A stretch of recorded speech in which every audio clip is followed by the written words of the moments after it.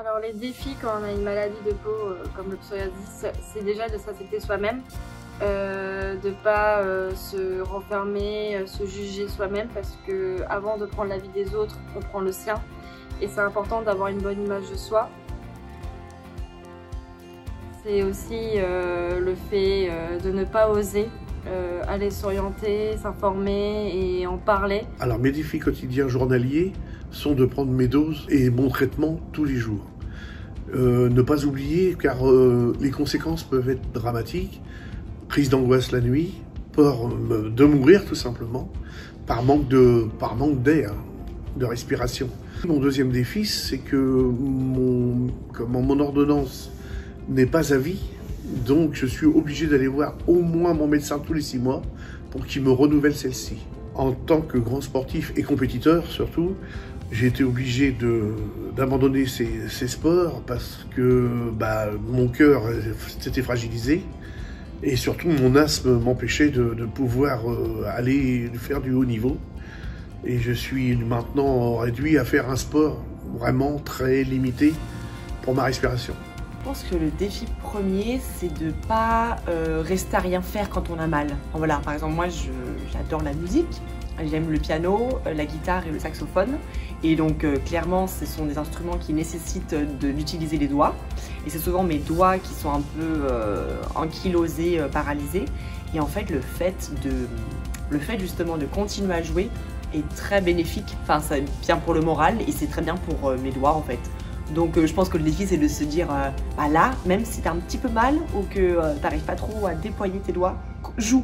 Et bizarrement ça va toujours mieux après. Moi pour mes défis c'est savoir gérer les crises parce que ça arrive sous forme de crise entre guillemets pour moi. Il y a des moments où c'est plus ou moins calme. Là en ce moment ça fait un long moment où ça dure justement et c'est de pouvoir vivre avec ça au quotidien, de savoir gérer, adapter le traitement et camoufler parce que bon, j'ai assez de chance entre guillemets, mon psoriasis il est uniquement présent dans le cuir chevelu. Donc j'en ai pas du tout sur le corps à camoufler, mais c'est vrai que sur le cuir chevelu ça peut vite faire des squames, enfin des petites croûtes en fait qui se déposent sur les vêtements. Je suis très brune donc ça se voit très vite et donc c'est pouvoir vivre avec ça, le regard des gens, etc. Je pense que VIC peut m'apporter déjà un soutien par rapport à tous ces gens qui ont ces problèmes d'asthme. Aussi des rappels importants justement pour ne pas oublier de prendre ces doses quotidiennes et répétitives parce que voilà, quand on est plus âgé on fait plus attention, quand on est plus jeune c'est moins conséquent. Et aussi peut-être aussi m'orienter vers des sports que je n'aurais pas pensé pouvoir accéder et qui me serait possible dû à cette application. En fait, c'est mon rhumatologue, enfin j'étais en train de lui en poser une question sur mon traitement et je lui ai même pas posé de question sur est-ce que je peux trouver des gens pour m'aider. Enfin, il m'a spontanément en fait conseillé de télécharger l'application. Vic Psoriasis m'aide à comprendre les différents stades de ma maladie en testant ma maladie grâce aux questionnaires, aux études qui sont présentes sur l'application. Et savoir comment adapter mon quotidien avec la maladie, donc par exemple quel aliment favoriser, etc., etc.